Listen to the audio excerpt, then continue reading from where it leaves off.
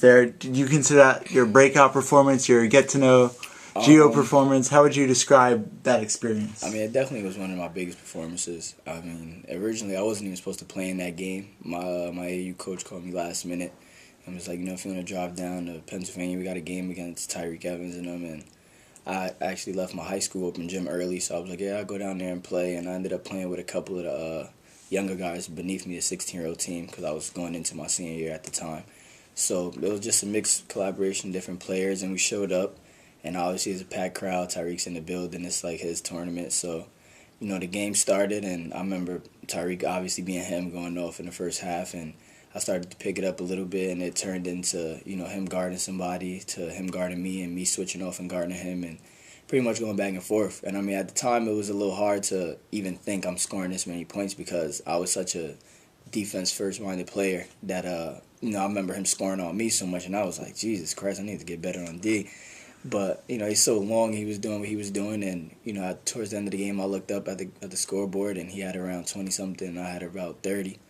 And at the end of the game, I mean, I pretty much got a lot of pub for it. I got a lot of, attention from the fans. I got a lot of feedback from, the coaches on the opposite side, and it was a big performance for me. It made me feel like, I can go out there and compete with anybody, because, like you say, you look now, and he's arguably one of the top 20 players in the NBA now, so it's definitely a big performance for me and for my career. Talk about your high school experiences. Obviously, you played under Bobby Hurley. You played at St. Anthony's. There's obviously well-documented great success there for him as being one of the greatest high school coaches of all time. What was it like playing under him, and how did that shape you both as a player and a person? It was great playing under him. I got the chance to, build some of my strongest friendships there. Like I said, I got the BTB tattoo here, which is myself, Trayvon Woodall from Pittsburgh, Mark Rosario, that goes to Florida now, and Tyshawn Taylor, and a couple other guys, Alberto Eswick at Fordham and Chris Gaston at Fordham. So I built some great relationships there. I was playing under a legendary coach, a Hall of Fame coach now, and, you just got that mentality where winning was everything there. And I think that was important. I think it's been helping my career since then. It's, put a hard work ethic in my brain where anytime I touch the court, I'm always going as hard as I can because it can be my last day. And, learning from him, you get a better understanding of how to approach things as a professional, too. You want to carry yourself the right way. And it's hard to know at 14 years old, you got a coach telling you can't have a girlfriend, you can't have tattoos and earrings, and you can't do whatever you want with your hair. But it's just pretty much being disciplined and seeing how much you're willing to sacrifice for the better of the team and for yourself, for, how people in the outside world look at you. And it's developed me and shaped me into a better man, I believe. You were finally granted your wish last year to transfer from Fordham. There was some tough years there, your first few there. You come out here, you're a New Jersey guy through and through. So yeah. Coming out here to the West Coast, what was that transition like, not only in terms of basketball, but just in terms of lifestyle? It's a very, I have family from New York, so I know that lifestyle is very different from New York to Los Angeles and New Jersey area. Was it hard to adjust? I don't think it was as hard just because I was so excited about coming out here. I don't think it was a situation where I think that it would have been a lot harder for guys like Maurice Jones, where he's coming from, high school, where, you're the man in high school, you're at home, you're in front of your family and friends, and then you leave.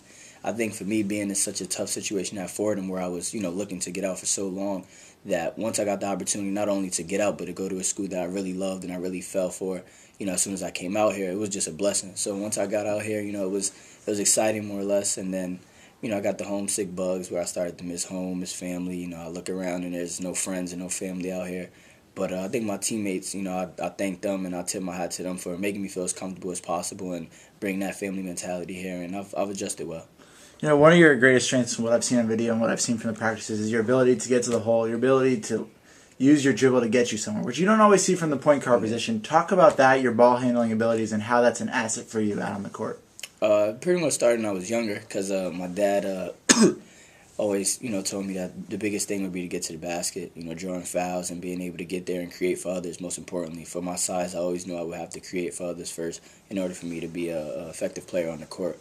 And, even like I got here, it kind of reminded me of being younger. I was always a little chubby kid, and that was my way of getting around guys. I wasn't outspeeding guys. It was more, using my using my handle as a threat to back defenders up or to get around guys and shift guys other ways. So now I use it, and I've got back in shape, great shape, and I've been able to use my speed with my handle and create shots for my teammates and create even better looks than I've done in my first 2 years of college. Last year Trojan fans were greeted by Alex Stevenson, transfer from a big name school, UNC. You're the big transfer this year, but I'll be honest, I don't think most people know Fordham. Yeah. They may not even know that they played in the A-10. Yeah. So with that said, and you had great success there in your 2 years there, what do you hope to bring here? What do you think you add to this team that maybe they lacked last year, and what do you think Trojan fans are going to be surprised by in your play this season? Most importantly, I just want to adjust to how the team's going to be going when I get back, because I think that 10 games into a season, you kind of have you have a personality of your team. You understand how they play, what's their strong points and what's their weaknesses. And I think me coming back will give guys extra break. I mean, I'll come in, I'll play a lot of major minutes and be able to put guys back in their regular positions. I think Marcus Simmons, he'll be able to play a lot more 3 than having to play 3, 4, and we'll be able to have some other guys come in and give rest and things like that, and just bring experience to our backcourt. I think right now you look at our backcourt, you got Marcus and Dante. Besides those 2 guys, we don't have anybody else with experience, especially, and that's anybody at the point guard position. So not only can I play the 2 guard and add some scoring, I can also help Mo out, give him a break here and there, or, just pretty much talk him through certain things that he may not have seen already, or even 10 games in that I've seen playing the whole season. So just doing that, and defensively trying to go out there and guard the best guy, trying to make stops out there, and just, bring that hard work mentality, that East Coast swag, to never back down and just try to go after everybody.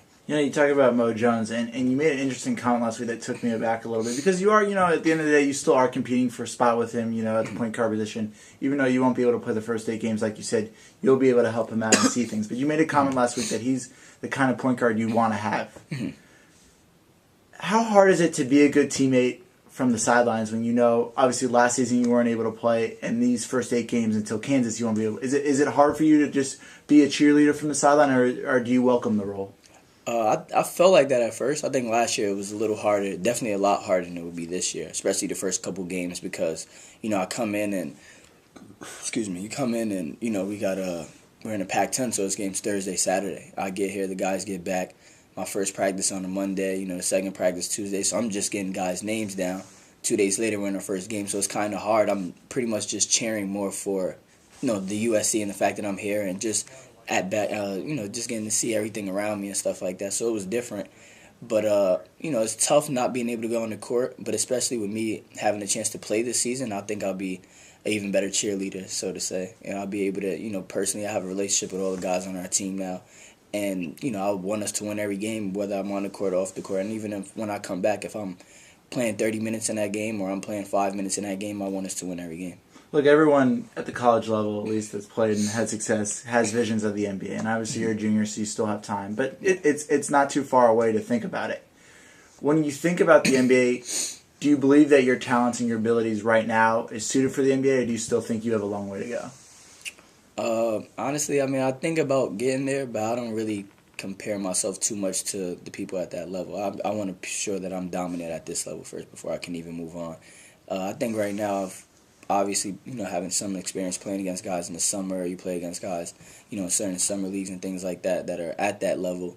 You match up with yourself, and you kind of, you look after the game and you say, I kind of held my own there, this, that, and third. And these are top-tier guys. So I feel comfortable with my abilities. I feel like I can play against those guys at the next level. I still have a lot to learn, obviously, and before I can get there, I have to prove that I can, be one of the top-tier players in this level. Look, we can document all of your successes in high school and college and watch the videos, but who are you off the court? What kind of things are you passionate about that have nothing to do with the basketball court? Oh, family. That's the biggest thing for me. I think that's why I'm such a great player, because I play every game with the mentality that, I'm doing this for my family, for my little brother, my little sister. I want to give them the life that's least stressful as possible and a better life than I had. And I've been thankful to have a great life, a great father, and obviously they had the same blessing of having a great father as me, but I just want to give them even more as far as financially and put them in better situations. And off the court, on the court I'm such a, play hard and go hard, aggressive, just trying to win everything and, not backing down anything. And off the court, I'm just a big